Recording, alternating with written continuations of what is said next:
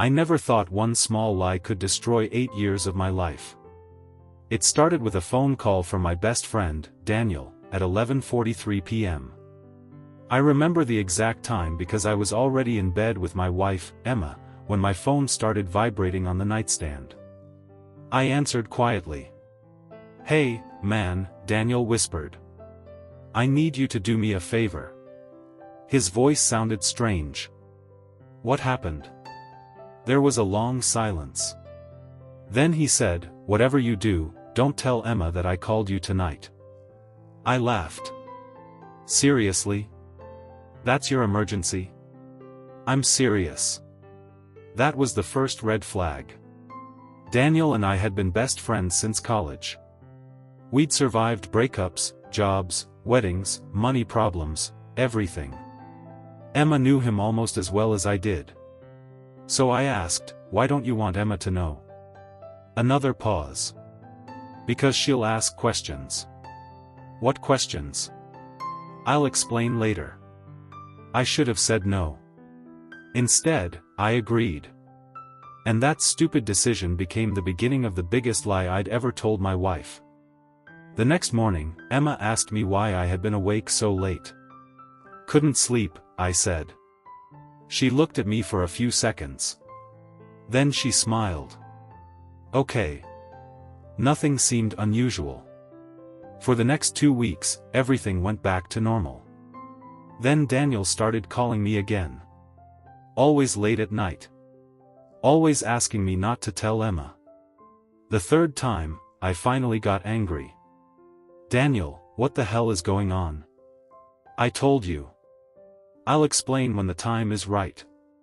You've been saying that for 2 weeks. I need you to trust me." "I do trust you. That's why I'm starting to get worried." He became silent. Then he said something that made my stomach drop. "Just promise me one thing." "What?" "If Emma asks you whether we've talked recently, tell her no." I didn't answer. "Please." I should have hung up. Instead, I said, "Fine." A few days later, Emma asked me a strange question while we were eating dinner. "Have you talked to Daniel recently?" My fork stopped halfway to my mouth. "Why?" She shrugged. "No reason." "Why are you asking?" She looked directly at me. "Because he blocked me." I felt my heart sink. "What?" "He blocked my number. I tried calling him yesterday." I forced a laugh. "Maybe his phone is broken." Emma shook her head. "No. I checked from another number." I didn't know what to say. She stared at me. "You know something." It wasn't a question. I looked away. "No." That was the second lie. And this time, Emma noticed. That night, I called Daniel. "You blocked Emma?" "I had to." "Why?" "Because she found out." "Found out what?" He didn't answer.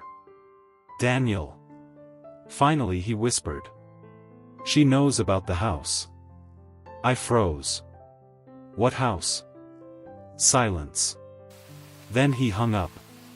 I called back. Nothing. Again. Nothing. I barely slept that night. The next morning, I searched Daniel's name online. Nothing. Then I noticed something I'd never paid attention to before. Daniel owned a small property about 40 minutes outside the city. I knew about the property. What I didn't know was that Emma had been there.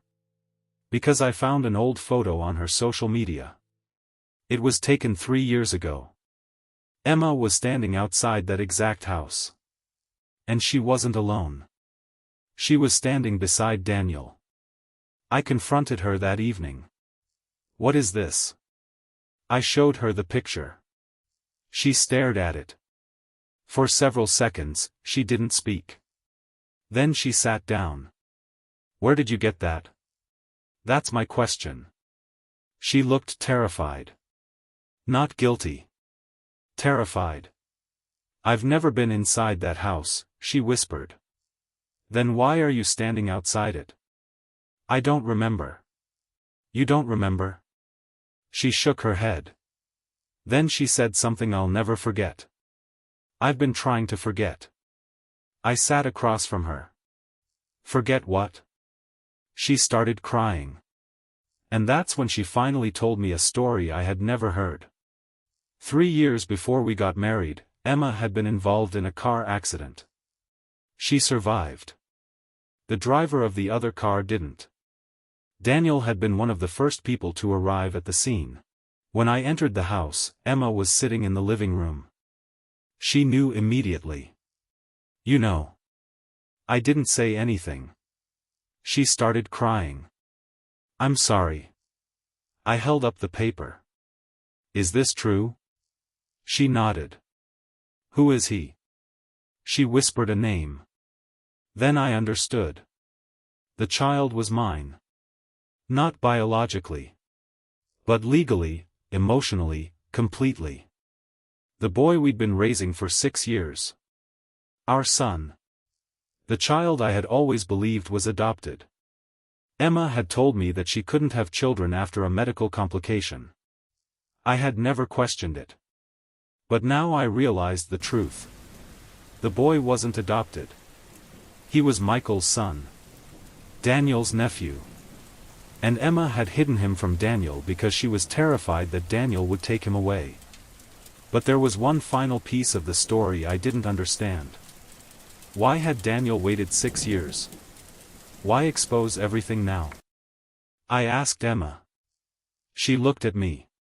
Because he found out. Found out what? She whispered. Our son isn't Michael's. I couldn't move. What? Emma started shaking.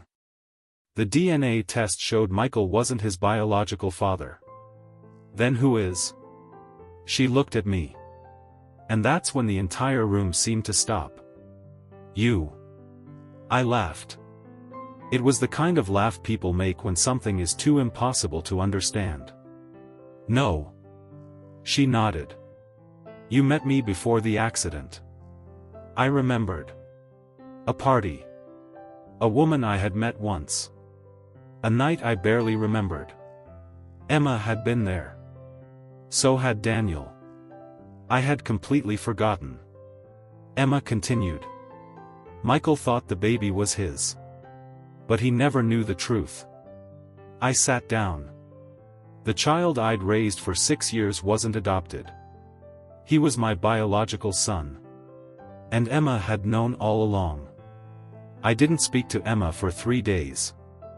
I didn't speak to Daniel either. I needed time to understand how my entire life had somehow been built on secrets. Eventually, I took a DNA test.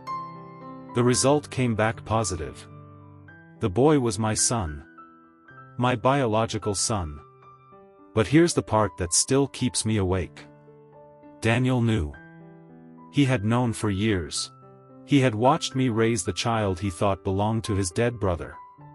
And he had kept quiet. When I finally asked him why, he said. Because Michael died thinking that child was his. I couldn't destroy the last thing my brother left behind. I asked him why he finally told me. He looked at me and said. Because secrets don't stay buried forever. Today, I'm still with my son. I'm not sure what will happen with Emma. I'm not sure what will happen with Daniel. But I learned something I'll never forget. Sometimes the most dangerous lies aren't the ones people tell you. They're the ones you agree to tell for someone else. Because once you become part of someone else's secret, you may never know whose life you're destroying.